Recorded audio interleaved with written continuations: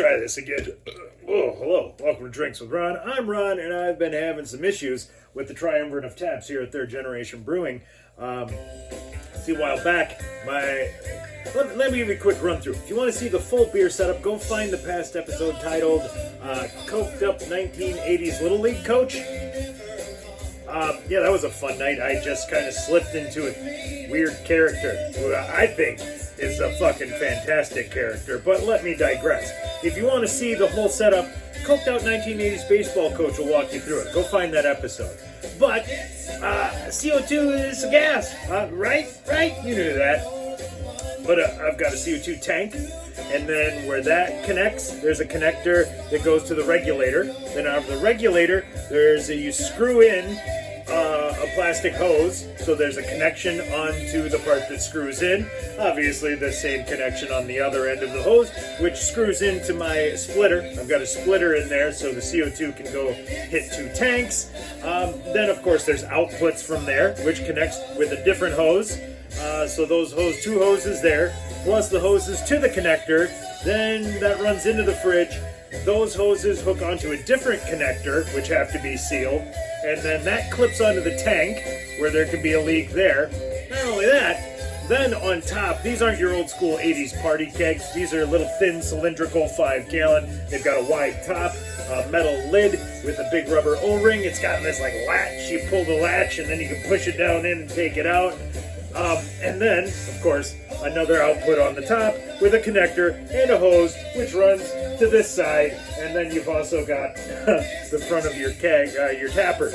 So, endless opportunities to leak a whole bunch of gas. And the shitty thing is, you can be 99% nailed it. Well, it takes 1% of a fucking leak to drain out all your gas in short order. So that's what happened. I had to go back through and I figured out one of my flip-top lids, the rubber O-ring wasn't quite sealing. And maybe there must be something defective with the O-ring. Maybe there's a little ding in the actual keg itself where it doesn't seal right. I don't know.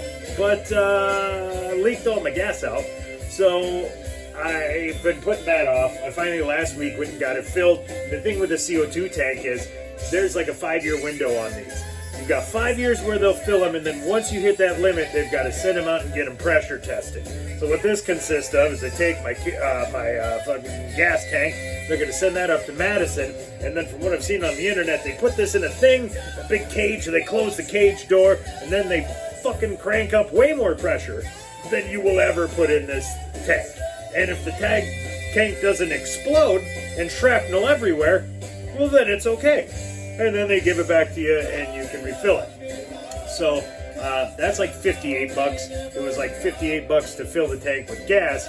But the kicker here is, well, we just hit May. So now that we're in May, I actually have no months left on this. I luckily got it in at the very end of April, so they were able to fill it for me without this pressure test, which is it's almost a good thing it fucking leaked out. I had less than a quarter of a tank, but it would have been enough to hold me probably most of the way through May. So by the time I did run out, I would have had to have it sent out, $58 pressure test, lose a week, then have it come back, then refill, then go pay another $58, bring the fucking thing back. So at least this way, as long as there's no other errors with the gas, I should be covered for the summer.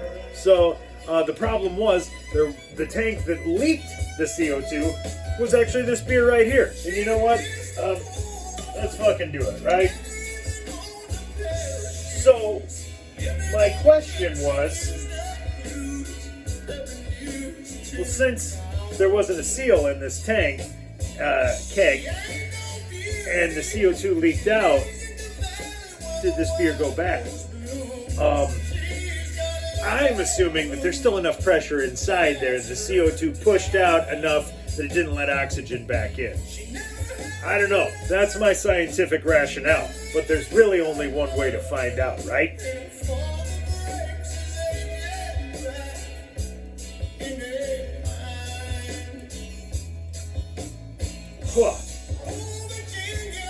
That's weird. That's weird, man. That's got a little bit of a Belgian flavor to it. Almost like a banana aftertaste. weird. But this is my third one, so if these are bad, it's way too fucking late for me now.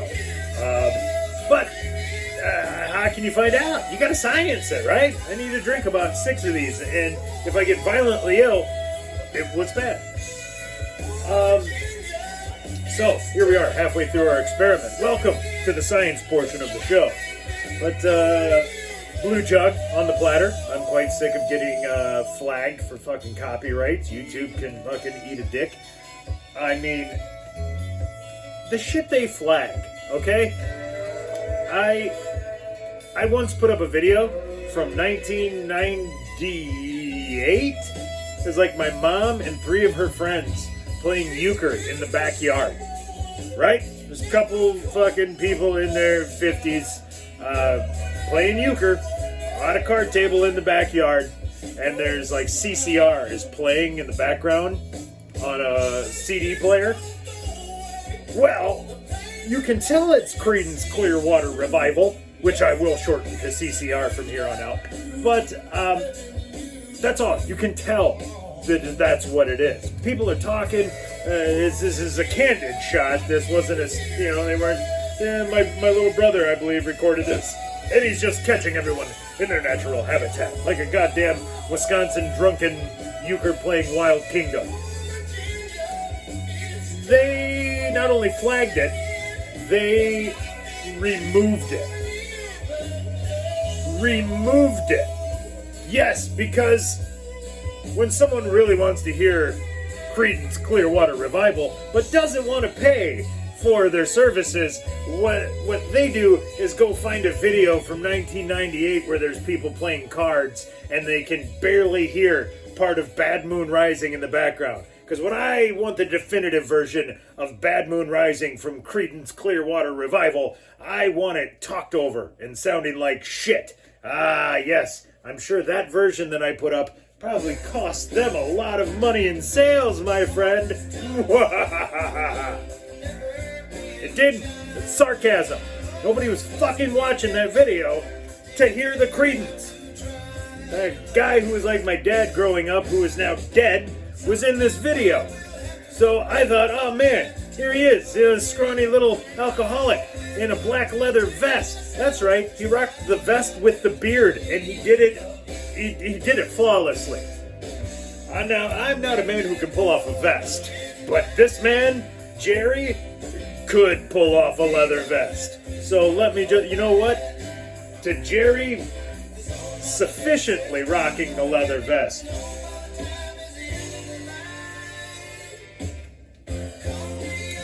Actually, I had a video. There's a great one.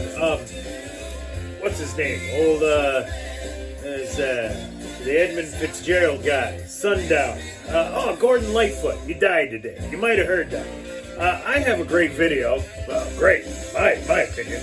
I'm gonna go find it. It's Drinks with Ron 235, maybe, just off the top of my head. It's entitled Burrito. Let me know if you can find it. Not sure if you can find it because this one has been partially blocked due to content. Now, when I click a link, I can get to it because it's my video, so I'm able to. I could log out and see if it lets me do it anyway. I ain't going through all that work just to find out if somebody else can watch the video. But if you want to see it, it's literally me sitting right here. There, I put a chair here, and I am sitting there eating a giant Chipotle burrito while I'm playing Gordon Lightfoot Sundown on repeat on the record player. That's it. I don't say a word. I don't do anything. I just eat this burrito until I can eat the burrito no more. And it's flat. So, my guess is it's not getting any more clicks than it currently has. That's okay. I'm not here for clicks, as you've probably figured out by now.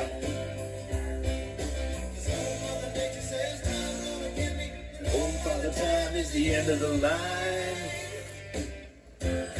Quality album. You know what? I think I'm just gonna round everything out and just close it out here, because this Blue Jug album, Capricorn Records, 1974, absolute banger, and I believe it made a Rolling Stone list of like top 20 albums, the top 20 albums of all time that you've never heard.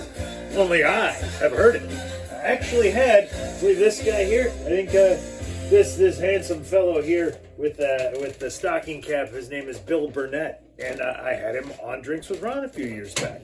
Only it was before the technology thing had gotten all hashed out, and I did a real bad job. It was a disjointed, awkward interview, which he was not expecting to be an interview. He thought it was just going to be some random fan calling to say hi, and about 3 minutes in, I'm like, hey, you mind if I record this and put it online? And he was like, and then from there, it wasn't natural anymore. And then I had technical issues. One camera died, so I switched to another camera and tried to live stream it to YouTube. Weird thing you can do, you can just go live. The problem is, it turned everything blue and purple, and it looked like a Hunter S. Thompson fever dream. Wasn't good. Not good, Chet. So, that was a failure. I'd actually kind of like to, now that Zoom's a thing, I'd like to try to get a hold of him and try it again. Maybe get him on the podcast, the Outsider Social Club, wherever podcasts are available. Yeah, but I'm guessing he's not a Zoom guy. And then somehow I got looped into, like, because I did, his son saw that I'd posted a song off this album on YouTube, and basically said, hey, the bass player's my dad, you want to talk to him? I was like, fuck yes. I got his email, we got in contact with each other, and then after that interview, I wound up getting like looped into some weird family, I'm not going to say fight, but dispute, argument, interaction. Anyway, wasn't the right recipient that the message was sent to, and I learned more information than I cared to learn. But if I can be so bold as to digress for a second time in the same episode, the record is done. The beer should be done. And if you don't know, you're new to the show, if I don't finish my drink in the episode, I need to pay $1 into the wrath of Todd Bucket, because this is my buddy Todd, and he had the great idea that, hey, if you don't finish your drink, you should have to pay a fine. And you know what? That's a great idea, and I hate paying a fine. So here we go. So the Blue Jug, Bill Burnett, whatever this weird fucking brown beer is on my tap, and the pizza dough that I have upstairs, gloriously producing gluten as we speak. I'm Ron, signing off.